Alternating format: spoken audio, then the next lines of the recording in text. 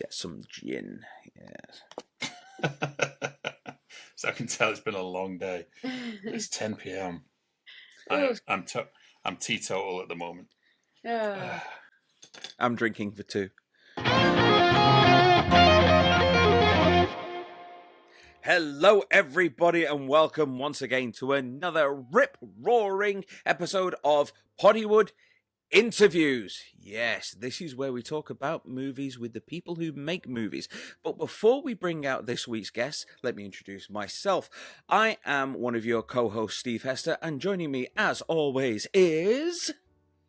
That'll be me, the other co-host, Andrew Roger Carson. It has been a glorious couple of weeks since our Uber Bowl episode. Obviously, we had Gino Anthony Pacey last week, which was also well received.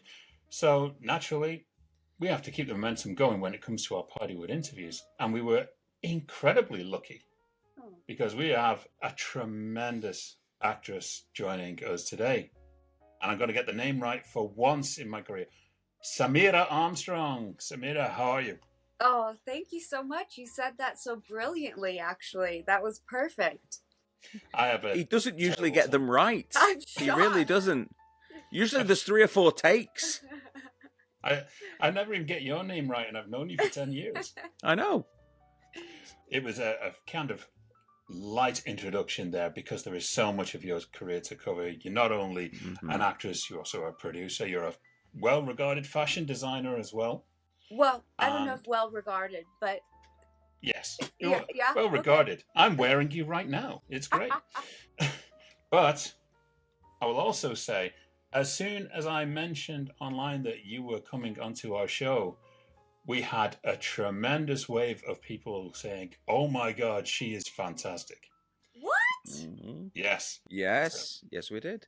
Come on. And I will mention one in particular, Vicky Saunders, who's just subscribed specifically so she can see your show, and she is a huge fan of yours. Oh my gosh. Wow. Hi, Vicky. Hi. We're going to do a bit of a biographical journey through elements of your career. Yeah. And, you know, it's bound to be a roller coaster ride. It is for many.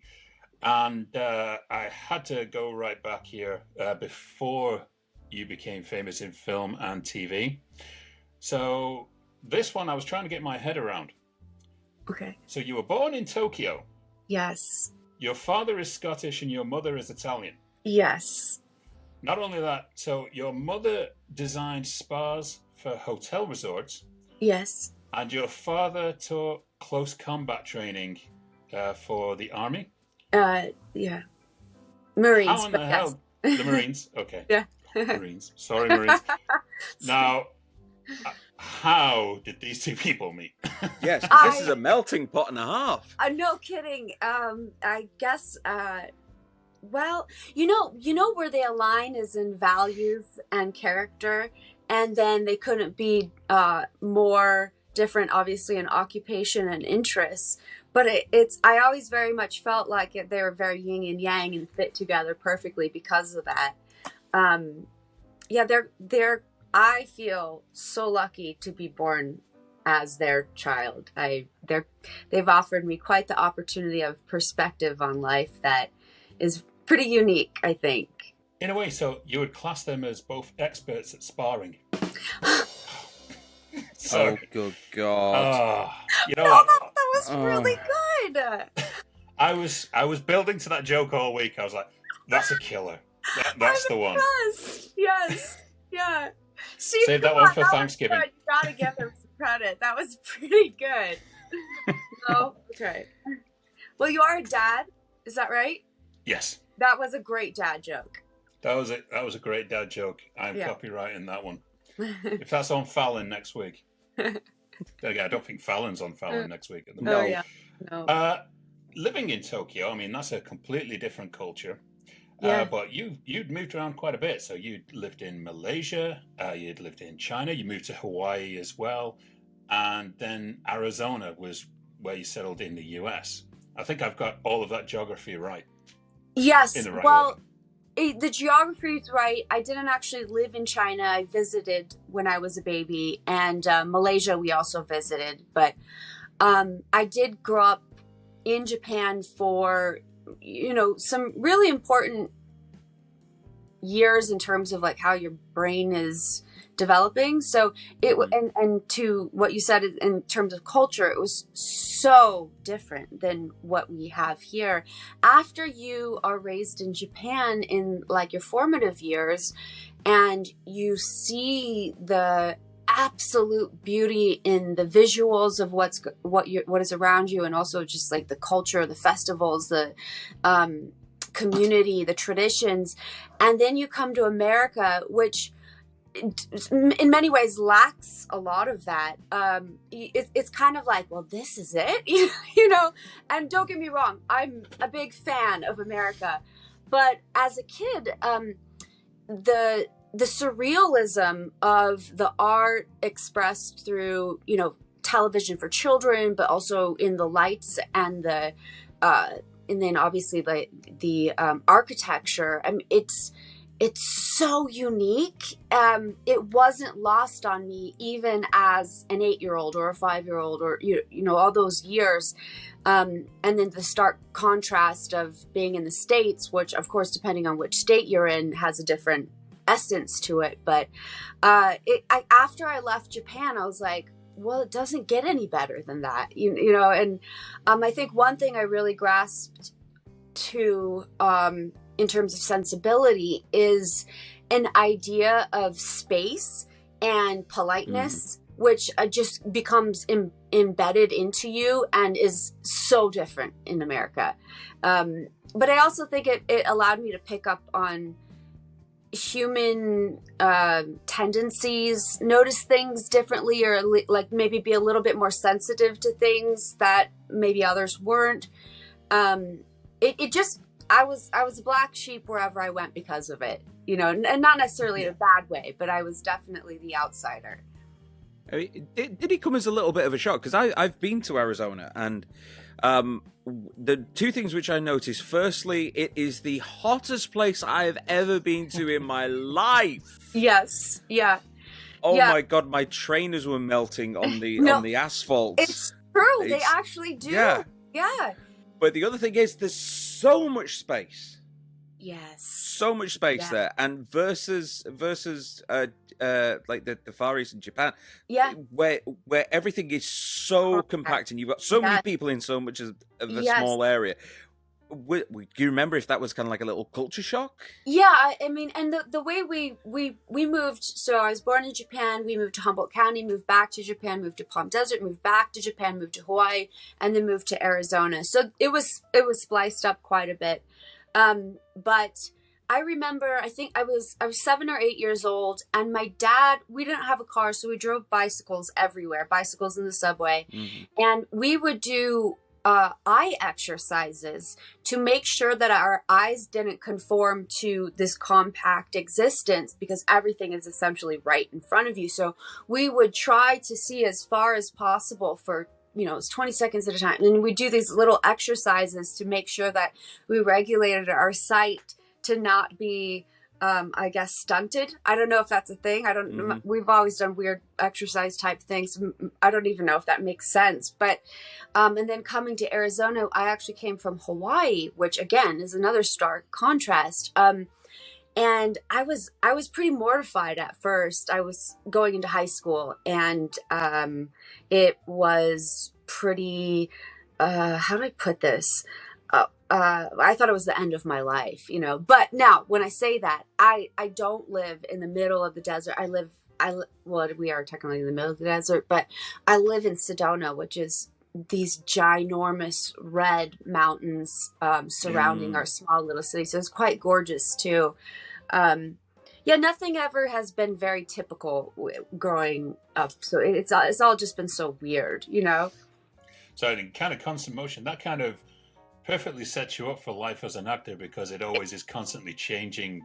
When we finally moved to Arizona, my family's now been here for almost 30 years, but prior to that, we were moving every 2 years. That's the perfect background to settle you into acting. So where did you get the bug? Where did the acting bug come from? So you guys are my age, right? We're around the same age, born in the 80s. Is that right? No, Slightly outside of the 80s, but like pre Just or a after? chip into the 70s, Okay, 78, 79 for us. Okay. So you remember the movie Aliens? Oh, yeah. yes. Yes. Oh So God, yes, wonderful. yes. So that was like my first memory of a film that I saw, and it had such a big impact on me that I just knew immediately. Not only wanted to be Sigourney Weaver, but I also wanted to do what she was doing, which was storytelling. My mother was an actress growing up, so she was very supportive of that. And it's one of those things that either when you know what you want, and I can say this fairly confidently. I think I was 3 or 4 when I was like, I'm going to be an actress. I couldn't tell you why exactly. I think we had like 3 channels at this particular time. We lived in Humboldt County, which is Northern California, and I distinctly remember changing the channel on the knob for my parents. So we didn't get a lot of reception out there. So it's not like I watched a lot of film or television. It was like, this is what I want to do. But I was certainly, I think it's the storytelling aspect, which isn't necessarily specific to film or television. Storytelling is, historically a trait of carrying on lineages. So, it's very human. So I think that was something that was just embedded, birthed with, perhaps, feeling like not only that I want to do it, but also it was partially my responsibility to do it. Well, we had Gino on one of our previous episodes, and he was talking about how he had the moment, and that everybody, I think, who wants to act and perform has just like one film which kind of ties him back in. And for him, it was Goonies. Oh. And it's the one film that kind of starts you off. For me personally, it was Ghostbusters. This is the first that I ever thought about chest-busting xenomorphs being an impetus for a life of performing. But it's a good choice, though. It's a great film. No, yes, it is. yes, It's a very good that choice. is a great film. Well, your debut, I believe, came playing the character Meredith in Party of 5. So actually, my first job was a co-star on Freaks and Geeks. Oh, wow. Yes, and then what was really neat about that was, I think when you're starting something, you're pretty naive to the process, and it was like, okay, I'm going to move to California. I was 17 years old, and or actually, I was 18 years old, and I thought, well, of course it's going to work. This is what I'm meant to do, and and then it takes more time than you imagine, and so that I booked a co-star. And it's never the same path to the job. You might not hear about it. It might go in 2 weeks later, you hear about it. You might think you bombed it and then you get it. You might think you did a great job and then you don't get it.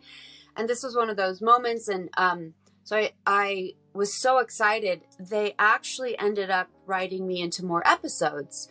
And then I was like, well, I've made it, and then it was the season cliffhanger. My character leads Linda Cardellini off to go on a Grateful Dead tour. And, in my mind, okay, we're coming back next season. I'm going to be in the cast. And then, of course, the show gets canceled, unfortunately. But that's the biz. That's how it goes. But that was a wonderful experience. And then Meredith, I believe, was on the Party of 5, was my first guest star. Small distinctions, but yeah. But it was a decent year, actually. I mean, this was 2000, 2001.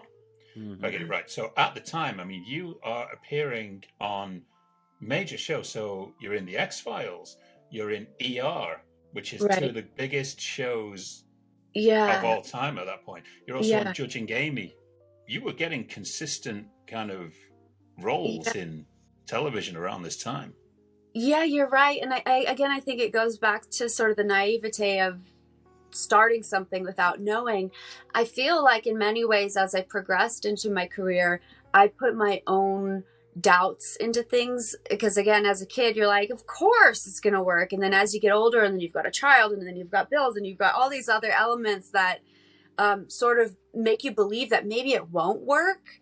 But it really is mindset, because the path to your dreams is as easy or challenging, not necessarily based on what's actually happening, but probably what is more so it going on in your head, and then what that leads to actually happening. I think I was just so brazen before, when I first got started, that it almost seemed easy. This is going to sound so bad, but I kind of never saw the stopped X-Files? watching the X-Files around about series 7. Oh, okay. And yeah, I did do a little bit of research and saw that you came in series 9. Oh, okay. So Yeah. you were in the last one, and I didn't see any of it. I really didn't. It takes a lot of commitment to get that many seasons in viewing. Mulder left. Yes. Yeah. He went off to do Evolution. Right. How'd that work out, David? Leave Ivan alone. Leave Ivan Reitman alone. He was trying, bless him. Okay, well, not only were you making a mark in TV in these small roles, you finally land your first big screen role, and we know what this is. Oh, yeah. We have mentioned this before. You played Cara Fratelli, one half of conjoined twins in Not Another Teen Movie. Hey, what about the Fratelli sisters? So they're slightly disfigured and connected at the head. But combined, those two make up one pretty decent chick. Yes. So that was my big, blockbuster break. I don't know if it was a blockbuster, but this was my big first studio film. I had actually auditioned for the lead and obviously didn't get it. But as a consolation prize, they offered me this role, which was I thought was like, wow, that's very cool. My mom at the time was like, you don't want your first project to be a conjoined twin, in this raunchy movie. And I'm like, yeah, I think I'm okay with that. Why wouldn't I? But, as I got older, I was like, here we go. This is what she warned about. But yeah, no, it was fun. I met a lot of wonderful people, and it's one of those movies that people still talk about. And I probably, as odd as the character was, I think I probably had more of a benign part in it compared to other things that were going on. It's still got a laugh. There's certain things that I remember about it. Obviously, it being Chris Evans' first ever movie. Yeah. Jamie Presley was also in there. Yeah. And obviously, I remember the conjoined twin joke. So when you said it the other day, I was like, oh my God, I totally forgot about it, but I remember it. Yeah. And then everyone just seems to remember. And when I looked it up, Not Another Teen Movie, it's like the one thing that just crops up is the fact that the yellow Power Ranger was completely nude throughout the entire movie. Yeah. Wait, she was the yellow Power Ranger? Yeah, in I did not know. one of the Power Ranger series. Yeah. Oh my gosh! Really? Yeah. I did not know that. Did not know that. She and I met in an acting class in Los Angeles. While I can't remember if it was before or after that movie. It must have been. No, I think we were shooting that simultaneously. It's a very sweet girl. Yeah, it was apparently a huge gamble for her because apparently a lot of her Power Ranger fans were like, of course, yeah. So she's the only member of the Power Rangers who has ever gone nude in a movie. I remember seeing Not Another Teen Movie, and the one thing that stood out to me more than anything else was if you looked at all of the movies that were starting to come out around about that time. Epic movie, Date movie, all of those other ones. Yeah. The main thing which Not Another Teen Movie had, which the other ones didn't, was that it was actually funny. Yeah, yes. yeah. It actually had some really good jokes in it that weren't just consciously ripping off scenes from other movies. It had some actually great jokes in it. The one that got me was the Varsity Blues scene. Instead of Ali Larter with all of the cream and stuff on a naked body, it's Chris Evans. And he turns around and he's got the cone sticking out of his butt. Right. Yeah. So that's Captain America, for God's sake. Oh dear. But yeah, obviously, moving on from there, I think you became very popular for your role on the OC, right? Anna Stern. Yes. So, as I understand, it was, and correct me if I'm wrong, it was only supposed to be one episode, but your character started to get a bit of a fan following. Yeah. And they ended up bringing you back, but they didn't make you a series regular. Yes. So I remember seeing a advertisement for it in my apartment in Los Angeles and being like, wow, that looks amazing. And then getting the audition for it. And at that point I had been auditioning so much. I just didn't get my hope up over anything. But on the flip side to that, I also didn't get much enthusiasm up either.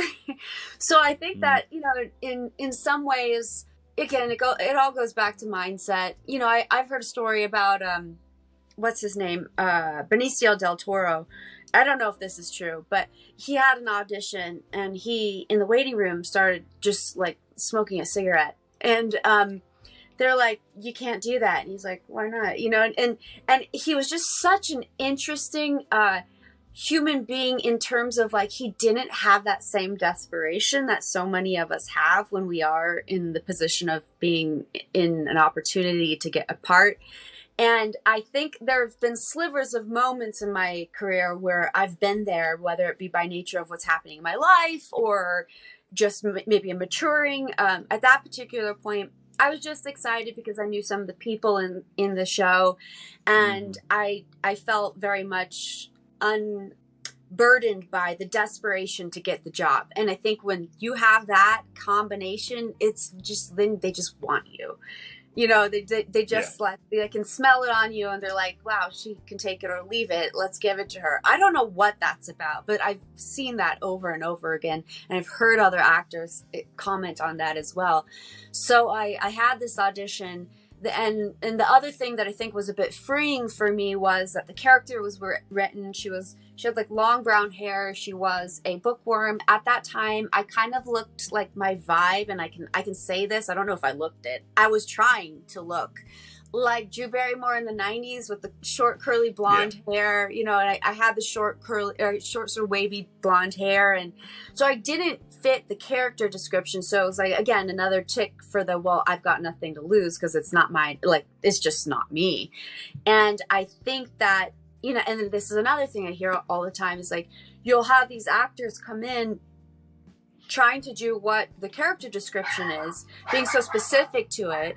And then finally someone else is a little bit different, even though the, you know, producers or directors or writers were not even thinking about going that way, but it just was enough to be like, wow, that's an interesting choice that could bring some dynamic. And now I'm putting so much information on what I only assume is going on the other side of the OC, because I don't actually know.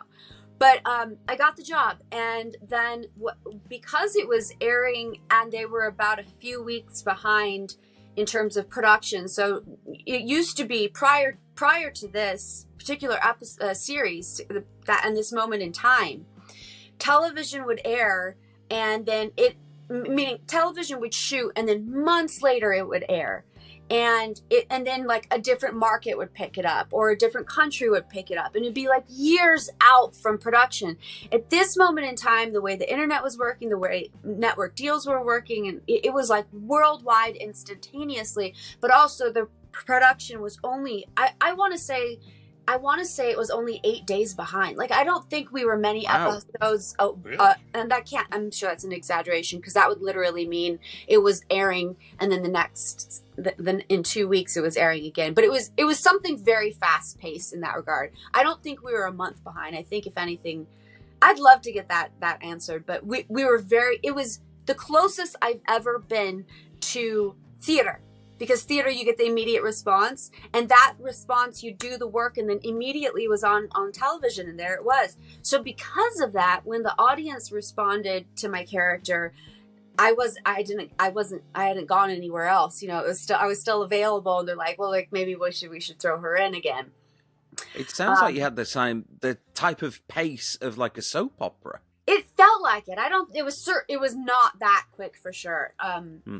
Soap operas are, you know, you've got like, I don't even know how many scenes they shoot in the day, but one episode was eight days, so 2 weeks ish, and then post production. And as you're shooting the second episode, you know, the post production, so it's this fairly rapid transpiring of getting on to the TV. Straight on the fallout from the OC. I mean, you land in the Golden Show that's Yeah. on TV at the moment. You land in I don't know how I Entourage. got that job. I mean, that's another example. And you know, the mystery of Hollywood is that you'll never understand the mystery.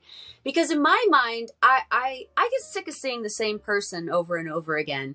And in my mind, I'm like, well, I just was on this, you know, hit show. Why in the world would another hit show want me? But the way Hollywood actually works is like, she's bankable. Let's bank on her too. And another character, Emily from Entourage, another character who I thought I was so wrong for, in terms of character description and like, you know, what I brought versus what was appearing to be brought by other actors in for the audition for that. But here's a weird thing. So when I first moved to LA, I watched a lot of Oprah during the day. She had this motivational speaker come in and say, here's a tool that you can use. What you're going to do is you're going to draw a circle. You're going to write everything you want in your life inside the circle, and everything you want outside of your life, everything that's in it now that you want out, you write outside. And so I did this little thing in my journal, and I wrote, I want to be on 2 hit shows, and I think it was 3 movies this year. Totally forgot about it. And then that happened to be the year I was on the OC. 2 hit shows, the OC, Entourage, I did Just My Luck, I did Stay Alive, and I did one other movie I can't remember off the top of my head. But you know, so there's something magical going on. It was so specific to what I had requested from the universe. I went back years later and saw that and was like, oh my gosh, that worked. And then tried it again. And then I think, you know, it's never quite worked the same way. But, I mean, to be honest, it was, and it was a sizable role. This is, I think, where I first kind of discovered you, because I had not seen the OC, but I was into Entourage. And you were Ari Gold's assistant, and you were the love interest for Kevin Connolly's character. Yeah. And I think you were in it for at least a good half season, right? Yeah, I think the first season was 8 episodes. It's somewhere around 8. Maybe I had 8 episodes and it was 10, or I had 6 episodes and it was 8. But I was there for a while. But it was just... I can't remember if it was a guest star or reoccurring, but I was not a regular. And those guys are so wonderful. They remain wonderful. I learned so much from Jeremy Piven and Kevin Conley. It was such a great group of people to be around. Definitely a boys' club, but so much fun. You've done a movie or 2 under your belt, and you've done the TV series as well. Yeah. In your mind, which one was easier on you? Probably television, because it lasts longer. You get into a routine. You get more, depending on your role on the show. So for me, I had a lot of time to myself to be able to balance the two. Typically at that time, and this is totally different now, but films were taking like 4 weeks, and production for a TV show had a lot more stability to it, and therefore it maybe felt less frantic. Now films are like, we can just get it out in a week and a half. You know, it's crazy. Oh, God. Yeah. Yes. It's either that or you end up with things like The Avengers, and it comes out in about... It's going to be coming out next year. We're going to be in post-production for 18 months. Right. Yeah. Well, we're going to send you 58 trailers just to build up. Yeah. My favorite thing is, like, building these relationships with the people on set that you get to work with, and creating a family dynamic. It's quite a lonely experience being an actor. I'm sure being a human being, but in terms of your day to day, it's not like you go into an office. So, when you're trying to get the job, it's just you and your head, and, I'm trying to make it, and then, so when you finally get that place to land and a community to create something with, it's just such a beautiful experience. I can honestly say I've never had a show where I didn't love being there. Now, there's been moments of the experience, like the OC, for example. I definitely, like, it hit me very, very hard in many ways that while the acting isn't just about being in front of the camera, like, you also have to navigate the political world of bureaucracy, of Yeah. all these dynamics. So yeah, no, it's, you take the good with the bad, and what is more amazing than achieving your dreams, right? Just to say that, like, gosh, I had this idea and now I got it, and I worked towards it, and I put in the effort. And I mean, I think there's nothing more beautiful in life than having a dream and experiencing the outcome of meeting up with that dream. I mean, that's so magical. Yeah, I think agree. I think the only issue really that I found with performing anyway, with acting, is it does feel a bit ephemeral at times. Yeah. Whereas if you're an artist, you can have, oh, that's the painting. Whereas a lot of the times when you're performing and you're involved in these things, it's kind of done, and then you're moving on to the next thing. And so yeah, absolutely. Like, where do you anchor into the experience? Because the experience is gone, and you may or may not get to see it on screen, but the result of it is not really in your hands, right? Yeah. So exactly. I think in those kind of situations, it's better to have that little group around you. Yeah. You can then rely on. Yeah.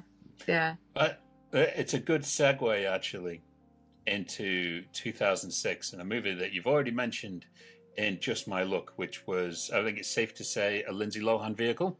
Excuse me. You play one of her friends along with Bree Turner. Oh, I'm sorry.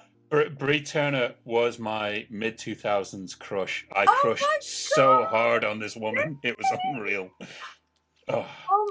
Bree Turner is a fan-freaking-tastic human being. I have heard this. Yes. I've heard this. Yeah. But the saddest thing, and I'm going to actually get this out there because one day she's going to end up on the show, just so I can be totally embarrassed. Right. I crushed so hard on her from seeing her in a children's movie called Firehouse Dog. And it was the movie. It was the movie that my daughter watched over and over, and any time Bree Turner smiled on screen, my daughter would smile and laugh. And it was like, I think I love this woman. But yes, and so for a while she'd crop up in like movies that were out around that time, and I was like, that's her from Firehouse Dog. Yeah. And yes. Anyway, also in the movie you have a little known actor by Chris Pine. I wonder what happened to that guy. I dare you to do better. Enlist in Starfleet. Yeah. Not seen him. Not seen him in anything in hours. Right. He boldly went off somewhere. Yeah. Yes. But I mean, the unfortunate thing is, and it's not a bad movie. I would admit it's not a bad movie. It did kind of, I guess you can say, underperformed at the box office. And I think this was around the time, it was after Mean Girls, and it was around the time I think Lindsay Lohan's was on a bit of a downward spiral. But the film was not actually bad. But what are your memories of Just My Luck? Oh, gosh. You can tell us and we can cut them out.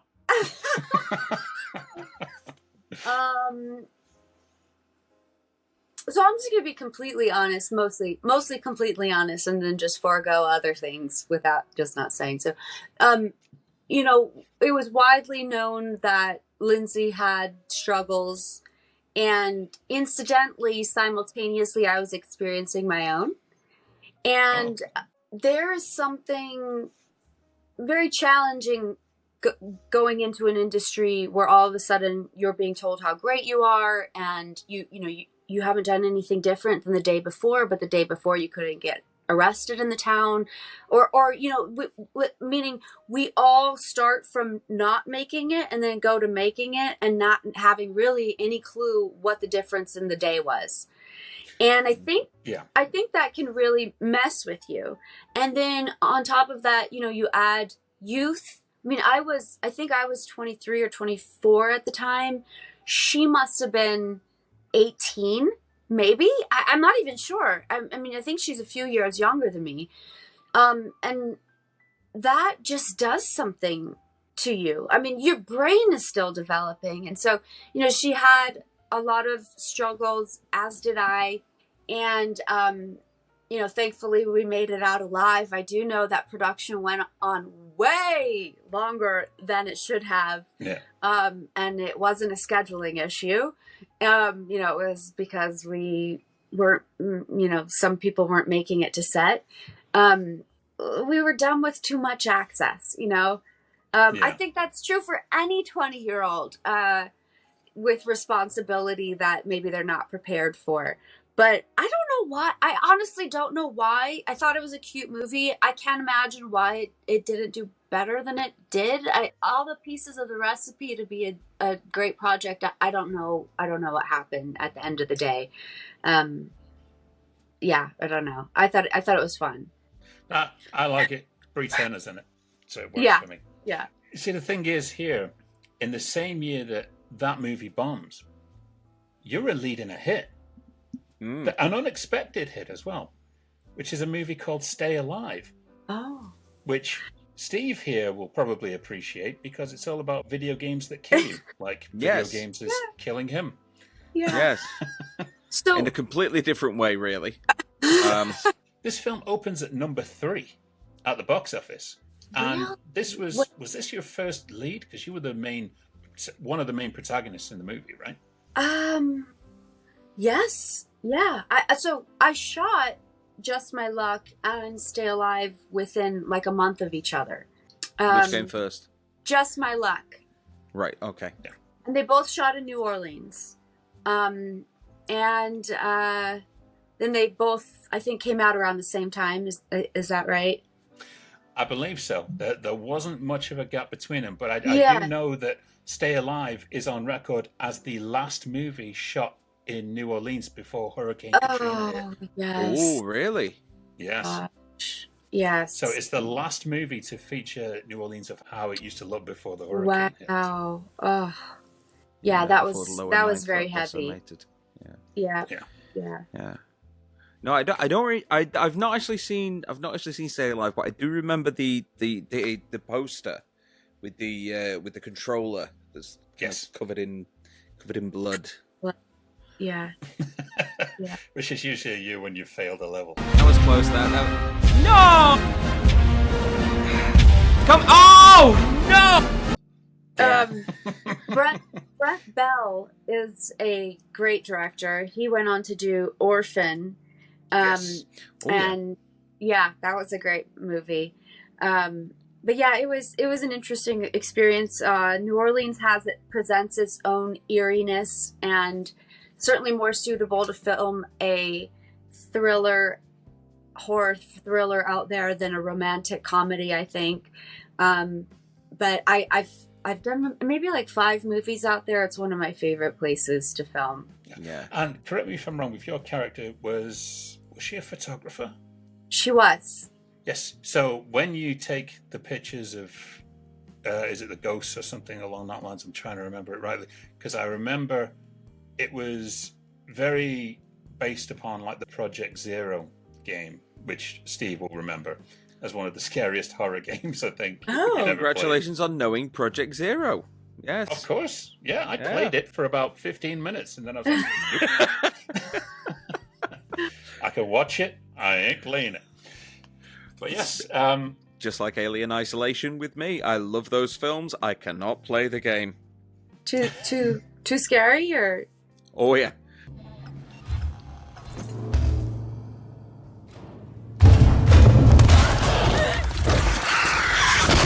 Oh, wow. To be honest, I mean, I love horror. Yeah. But horror's getting too good nowadays. Yes. The Insidious films are some of the most terrifying things I think I've ever sat through. And there's another one coming out shortly that I'm like, I don't know if I can do this. Wait, Insidious, you say?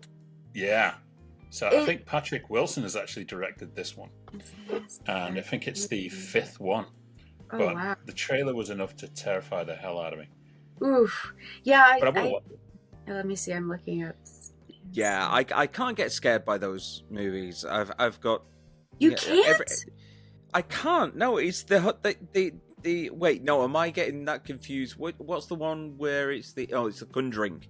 It's the Conjuring. Yeah, Sorry, that's the Patrick Wilson one. Yeah, because he appears in both. That's it. It's the Conjuring series. It's all the Ed and Lorraine Warren stuff. I can't buy into those at all. Oh.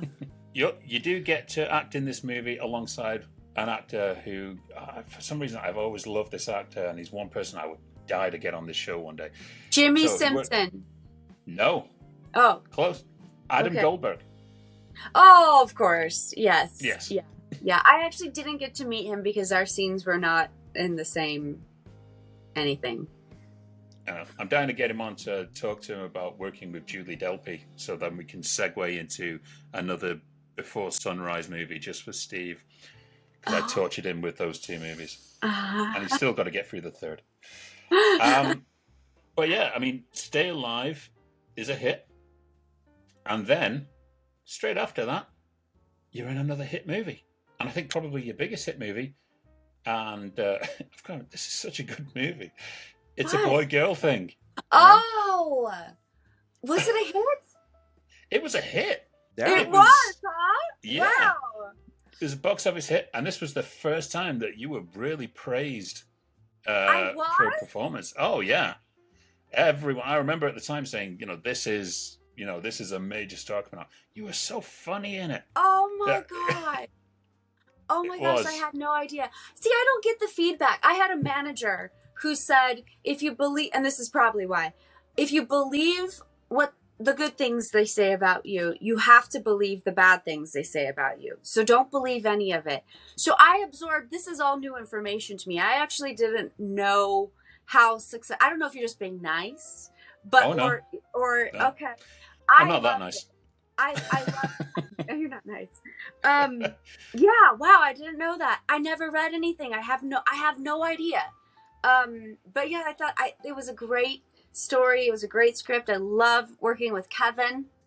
So much fun. It was also very confusing. So I'm playing a boy, but I'm playing a girl who's not me, who's playing a boy who's not her or me. So, it's like these weird sort of trying to assimilate. The high school body swap comedy is basically what you say. So it's the high school jock going into the pretty princess girl body and vice versa.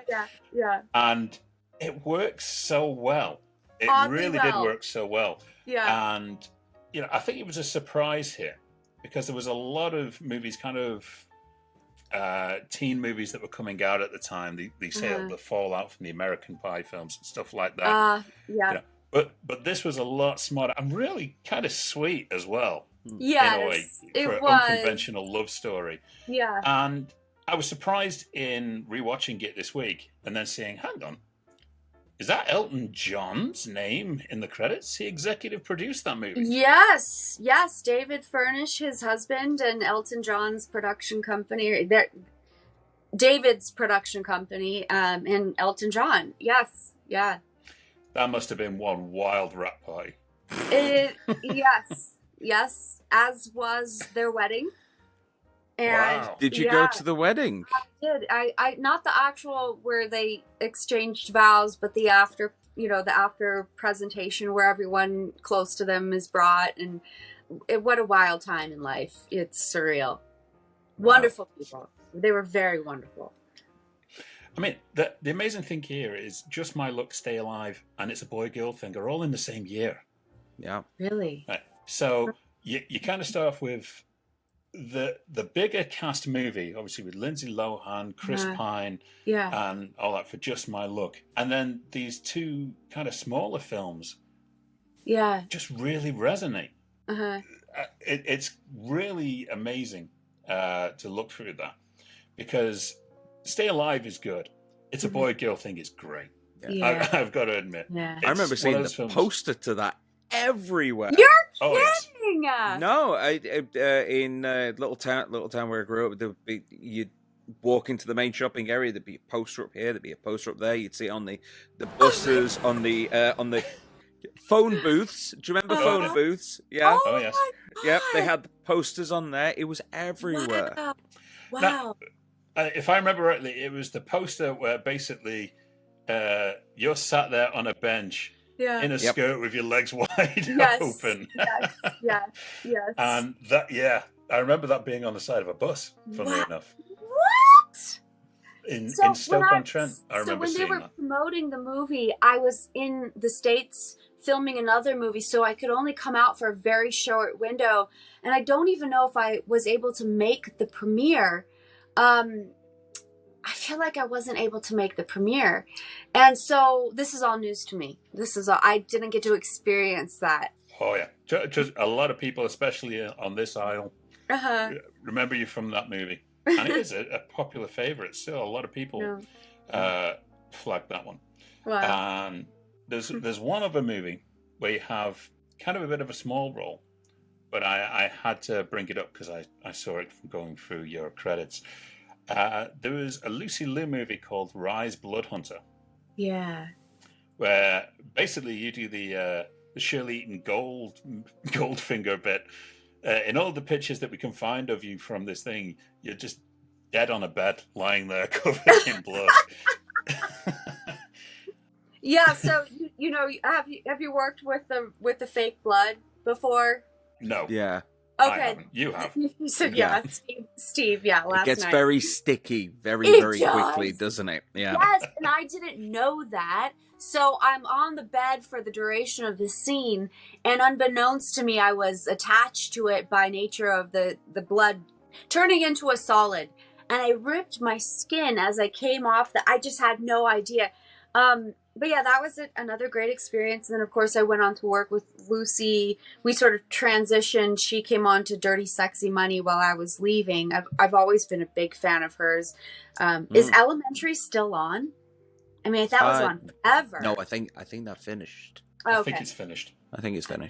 Yeah. No, I've done a few things, but I remember I was in a production of Dracula. I was playing Renfield.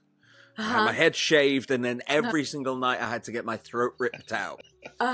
So there was just this point. There was this point where, as soon as I did it, and I was lying on the stage floor, Right. I'd get up and then go into the back, and then by that time it had all just solidified and coagulated. Right. And you're trying to take this Hessian thing off, and you're twisting it. It's all kind of crumbling in front of you. Yeah, not fun. Not fun at all. I hope they have better techniques now. That was a while ago. If not, they'll just AI some blood onto you. Yeah. Well, it's funny that you mentioned Dirty Sexy Money. Because, funnily enough, that is one of the first major comments that came up when I promoted that you were coming onto the show. So people on Facebook were like, "Oh, she was amazing in Dirty Sexy Money," where you played Juliet Darling. Yes. That's correct, isn't it? Juliet Darling. Yes.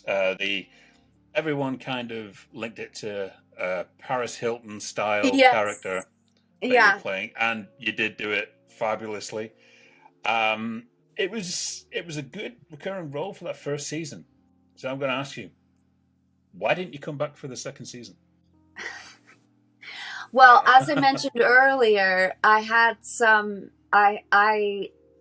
So I went through some struggles with addiction, and So when what was really interesting and just like the nature of addiction is that you can have a dream from the time you're 3 years old, be in the midst of achieving it, and suddenly that's less important than the addiction, and that was really what was happening. And I don't know if there was an element, not everybody has this same experience, but as you mentioned, I had all these jobs, and I definitely took it for granted. Like, I just thought, like, well, you want it, you get it. That's how it works. That's how Hollywood works. Like, I show up and the job is there.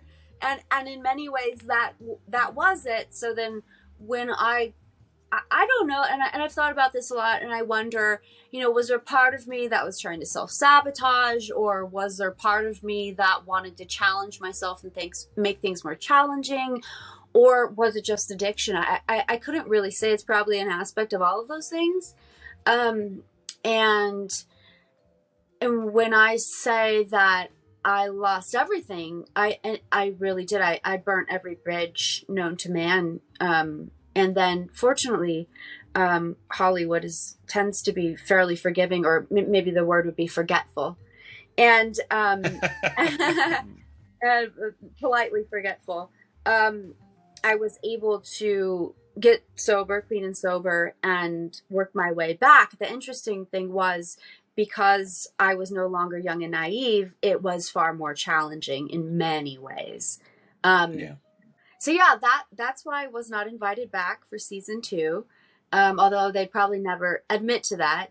I certainly wasted some production time and money because of my behavior. And, that's not professional or right. So they probably did the right thing in moving forward. But that was an interesting experience. Talk about your face on the side of buses. I was in rehab at the time of filming. I checked myself into a rehab, and it was not one of those luxurious ones. It was in the Deep Valley, which, if you know Los Angeles, is not somewhere people frequent.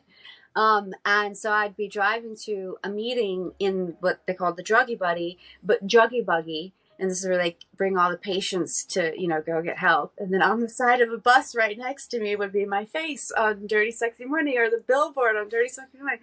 And so it was quite a humbling experience. I think obviously shaped quite the character of who I am now, because if you can, overcome something that, it's one thing to lose, it's one thing to get everything, it's one thing to lose everything and then have it, another thing just to have it so in your face of how royally you've messed up, and then to carry on and stay sober, which I have. So it's been 16 years. And congratulations. Thank you. So yeah, it's and I think it's important to be honest about those things. At the time, we weren't encouraged to talk about that for obvious reasons. I certainly wouldn't make it my calling card, like, this is who I am, because it's not who I am. It's an aspect of who I am. And I think it's not necessary to do that. But I also think it's important to know that, if people are having struggles, there are people who have experienced it and got through it as well. For me, hearing that Bradley Cooper doesn't drink makes me feel pretty good, and for obviously the same reasons. I'm assuming. I think I heard him say that once. I could be jumping to conclusions, but yeah. So that's a long answer for a short question. Mm-hmm. All I did was quit smoking. So that's very big, Steve. That is very so big. Hard to do. Because you quitting smoking helped me to quit smoking, because I wouldn't have someone who had cigarettes around. Yeah. It's crazy now, and looking back, it was 2007. No, it's 2006 I got clean. Oh my gosh. Yeah. So you have 17 years then? I'm closing in on 20. Oh, wait. 2007. Closing in. Oh, yeah. Right. Okay. So you've got a few more years. Yeah. Okay. That's amazing. Yeah. So 2007 is mine. Oh, cool. I'm so glad that you did change your life around and come back, because then you appear on The Mentalist. Okay. In 2012. That was the biggest. So that was the same network that invited me not to come back. Okay, so at some point I had some time. I relapsed. I was on the show. I was using. I got fired. I got sober. No, sorry, I didn't get fired. I went to rehab while I was filming, and then I was invited back, not back, while we were on hiatus. And then at that point, I had at least 6 months sober, and I was willing to do whatever it took, like whatever my manager said I would do. And I was like the perfect little actress that you could possibly imagine. And I think in many ways, I was so afraid to be myself, because I had gone so hardcore being myself, like, you can't tell me what to do, to the point where I was afraid to trust myself. And I entrusted in everyone around me, which to some degree is helpful, and I think had to be part of the process. Like, I was so lucky in my early career and even into my sobriety. I had a manager who fully believed in me, And if you don't have someone like that, it doesn't have to be a manager, but you need someone around you who's like, you've got this. We're going to do this. I believe you. I'm going to, make sure this he was everything. And I might have like surrendered a little bit too much into what his suggestions were. I don't think he expected, and I'm not trying to put it on him. What I'm saying was I lost my sense of self in many ways. And what happened was I had this audition for another project with Mimi Driver. And at this point, I think I was 3 years sober. And I finally was awakening to my own capability again, and not so much in fear of who I had turned into prior. And I had this thought like, wow, I really need to just follow my gut again. Like I've gone this route. It's not really working. There was a big lull of time where, I think the biggest job offer I had was, oh gosh, what's that movie? All I remember is there was like a naked bathtub foursome in it. And it was not, it was Time Machine? No. That would have been cool. I can't remember. It was variation 4, so this was the 4th version movie, meaning that this was like when I remember, I'll tell you it. But Steve's putting a clip of that movie. It was like here. first. Anyways, I didn't end up taking it. The point is, it wasn't something. It was a long lull. And then I was like, you know what? I think I need to do it. I need to find myself again. If I only just dyed my hair pink, I think that would set me apart from everyone else in Hollywood. And I had this audition I was testing for this pilot, and I told my manager, I have to do this. He's like, absolutely not. You're in the middle of this process. You can't do that. So finally I was like, please just tell them I'm going to do that. So he called the casting director and said, Samaire really wants to dye her hair pink. I was already in the process, so the producers had already seen me without my hair pink, so it'd be quite shocking, although I do still to this day think I should have done it without even saying anything. And the casting director said, absolutely not. We're actually, okay, this is how auditions work. The producers and the directors always have their favorite.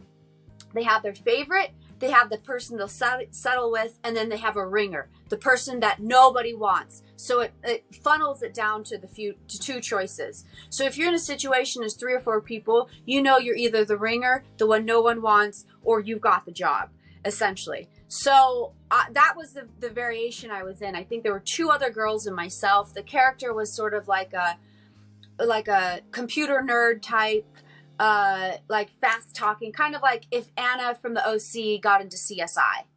And so they said, absolutely not. We have another actress and we're asking her to dye her hair pink. So I was like, what in the world? I knew my instincts were right. So long story short, they wanted that girl. She got the job. And I was like, I'm dyeing my hair pink. From there, all of a sudden, I was back into, I know I've got this gut instinct. I know how to roll within this industry again. I'm not going to try and to be sort of the stereotypical characters that are already scripted. I'm going to be the character I'm going to be. And what's different is going to set me apart and get me the job. And so I did this other movie, Pink Hair. It was like, I can't believe they're letting you work like that. Like who wants to see pink hair? And then I got the audition for The Mentalist. I wanted this role so bad. But I also, at the time, had inner peace. I was following my own heart. I actually had broken my hand, so I had a cast on. Like, I was like, I'm just going to do the best I can, and if I get it, I get it. I know that pretty much everyone who wasn't on a show or wasn't on a film really wanted that job also. So the stakes were pretty high. I got the job, but the most significant, and you'll appreciate this. I mean, you probably both will, but just understanding the process of amends and whatnot was that it meant so much to me because it was the same network that I had royally messed up on. They felt confident enough to bring me on again for an 8-series arc. And also when I got to set, I went and I made an amends to a woman who was, like either first AD or PA on this particular project where she had intervened on something in particular, and I gave her a hard time because, I was caught, right? And so she caught me, and I went up to her, and she was the second AD on set, and I made an amends. I want to make amends for my behavior. She started crying because she said, I have a problem. I have a drinking problem, and I need help. And I just was in a car accident, and you say, and I've been praying about it, asking for help, and you coming up and saying this to me is so obviously a sign. So it was beautiful to get that redemption, to be on set. And I played a drug addict on set, and they had full confidence, obviously, in my capability to do that, probably because they had heard or seen about it, but also they appreciated the craft I was bringing and what I did, and I enjoyed the process. The character arc was unlike any arc I've ever had. It started as a call girl prostitute, turned drug informant, turned love interest, turned junkie, turned pregnant. And I mean, it was just, you never get those experiences. You so rarely do, even as a regular. So that's certainly one of my favorite jobs ever, and just means so much to me for so many reasons. It's amazing how many people that we've talked to have ended up being in The Mentalist. Oh, really? Yeah. We've had more people who've been in The Mentalist than The Mentalist has, I think. Yeah. But no, that is a great kind of seal of approval on your comeback. And you've been in Sons of Anarchy as well. Yes. Not so long ago. Well, probably about 10 years ago. Yeah. And now you're taking these new steps into, yes, doing independent movies. You're producing your own movies as well. Yeah. And if you kind of look back at yourself in the mid 2000s, right when things were at the top, you were going to go back and give yourself advice that would also carry over to other actresses who are kind of at that age range now, what would that be from you? Find those confidants, those people that you can really trust. If I felt heard and seen entirely, and this is probably, my poor judgment in terms of who I surrounded myself with and allowed into my life, I think that would have been, and not to say that it was anyone else's fault but my own, but to get the feedback, to hear that your instincts, and I hear this all the time now because I have really good people around me, it's like, follow your gut,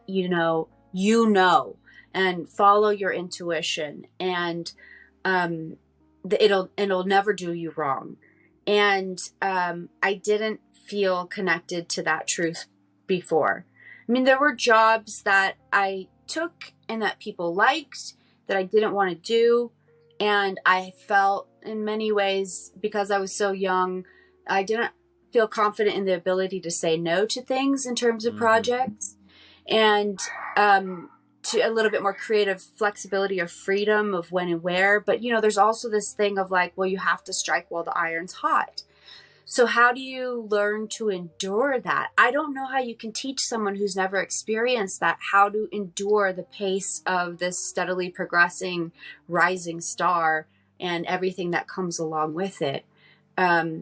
You can try and share as much experience as possible, but I don't know that I would have heard it. I was so self-consumed with what was going on in my own head. It probably would have been meaningless. I wish, going back, I had more respect for myself in many ways. Obviously, what I did to pollute my body, I wish I didn't. I really wish I didn't do that. But then again, look, I wouldn't have evolved to the mental state I am in now. Yeah. And every road has its own path and own reasoning, and you don't want to live in regret. And ideally, you learn from all the tragedies that you endure and bring upon yourself. And ultimately, you just keep shooting for the stars. But I think the number one thing is allow the space and clarity to be able to hear yourself, because sometimes you just keep going so fast that you can't even tap it. There's nothing to tap into because it's so loud inside your head. You wouldn't be able to if you tried. That's very good advice. Absolutely perfect. Absolutely perfect. So, Samaire. Yeah. We're at the point of the show now tell us what you can. What have you got coming out? What have you got coming up? Okay, yes. Yeah. So in the other interesting thing is, like, I would say this is a universal thing. Everyone who's been in the industry as long as I have, or longer, the early 2000s were just this like glorious golden era of film and television. So much was getting made, so much money was being spent. But when I say so much, not to the extent that we have now, where it's quantity over quality. So much good stuff. Yeah. Good stuff. Yeah. And it was a different world. Actors were getting paid more per job. Writers were getting paid more per job. Producers were probably getting paid less per job. Maybe they're making the same. I don't know. But they're the ones making the money now, which, is its own job. But so much has changed in the industry. And in many ways, the system as it operates has begun to lack function. And this meaning that, like, this last season of pilot season, they greenlit, I think it's something like 10 to 30 projects, where it used to be hundreds of projects. Or instead of greenlighting them, they're just picking up the whole series. They're not even making the pilot. So where you as an actor or writer could survive off of one pilot for the year, that doesn't even exist anymore. Point being is that the system is radically changing in so many ways, which is very scary if you're used to that pattern of operation, but it's pretty liberating if you see it as a dysfunctional one and are looking towards another way of creating. And thankfully, with the process of all the type of technologies and easy accessibility to platforms to edit on and cameras to operate, you can create your own content. Now, ideally, you get the opportunity to do that in sort of a larger, not just you and a camera, but start there for one, which I did. And I realized through this process, it was actually on a show called Resurrection, where I was number 8 on the call sheet, which meant that I worked maybe once every 8 days. And in theory, like, wow, you only worked every 8 days, but you made so much money. But for me, it's like, I want to be in the clay. I want to be in the process of creating and experiencing and work. I like that. It's not as exciting as an actor. And you, Steve, is like when your job is between action and cut and everybody else gets to stay and keeps getting to make creative ideas. And you're like, I have an idea. And they're like, shh, but it occurred to me like, wow, what I really want to do is be a part of the creative process, not just the speaking process or emoting process or conveying feeling process. So I this particular year, in the wake of how odd the world's been in the last 3 years, and actually I started having this sort of awakening probably 2017, was like, I'm not going to wait anymore. I want to do, I have the ability to make creation. There's so many things we're capable of putting the right people together and making something happen, but particularly the production side in producing. So I literally said to the universe just a few months ago, I'm ready to produce. I want to get into that. And the thing about putting manifestation or dream out there is like, you don't actually have to know how you're going to do it. You just want to know what you're going to do, and then see how the pieces of the puzzle start to align in the process. All of a sudden, within a week, I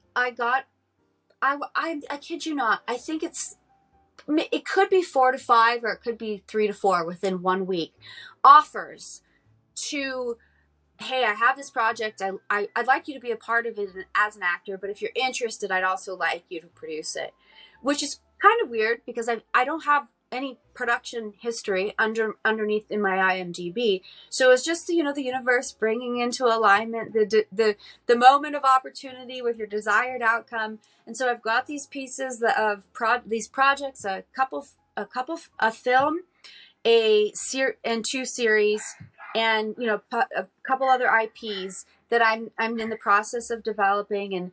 And because the times have changed, I'm able to take it in routes that I wouldn't have seen otherwise, and movement is being made. And along the way, I'm making a lot of really great friends who are in alignment on how how they see the process to be accessible to them now. And it feels really magical again. I feel in many ways very in that same sort of, I'm so naive, I just believe it's going to happen, so it probably will type of moment that I was 20 something years ago. So that's what's going on. I still get the offer for a film here or there. But I'm really excited to craft the idea of the project from the ground up, and bring it to life. Okay, well, my CV's in the email for you. Just look You over it got at you, Will. Yeah. Well, thank you very much, Samaire. This has been a fantastic experience talking to you.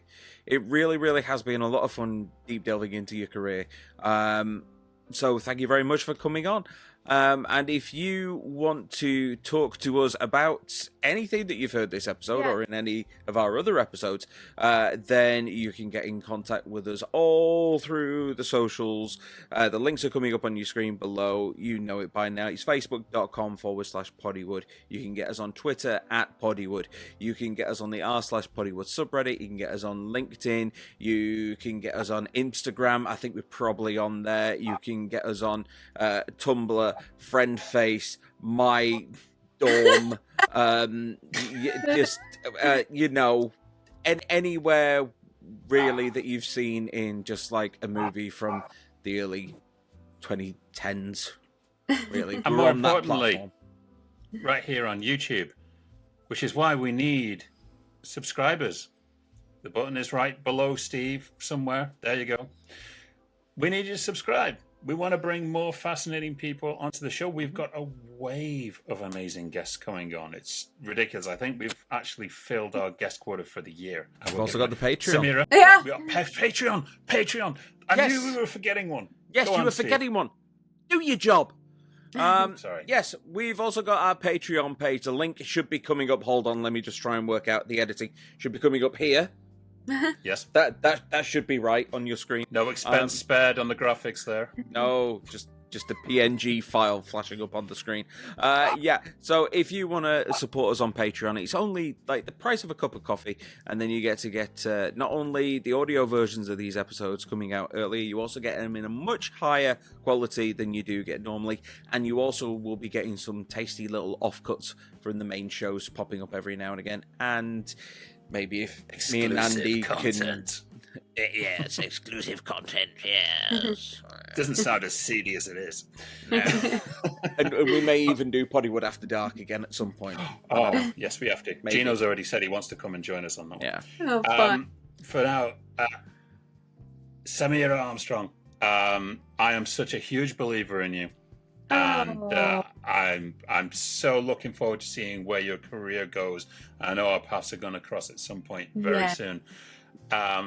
In the meantime, I want to say thank you so much for joining us. And it's been a true pleasure. Thank you so much. And thank you for that trip down memory lane. I mean, you shared with me so many things I actually wasn't aware of. And I'm truly humbled. Thank you. Thank you for having me. And thank you for taking the time. Oh, that's what we're here for. Right. Well, with that in mind, it is a goodbye from Samaire. It is a goodbye from me. I guess I've got to go as well. No one's going to watch me on my own. Bye. Bye.